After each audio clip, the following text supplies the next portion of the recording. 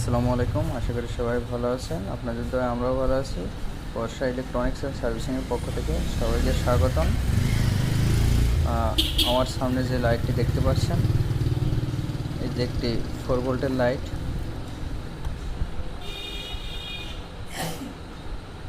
7 ampere 2.1 watt charging capacitor, 10 ঘন্টা। এই যে লাইটটি দেখতে পাচ্ছেন, এই লাইটটি আমি এখন একটি মোবাইলের ব্যাটারি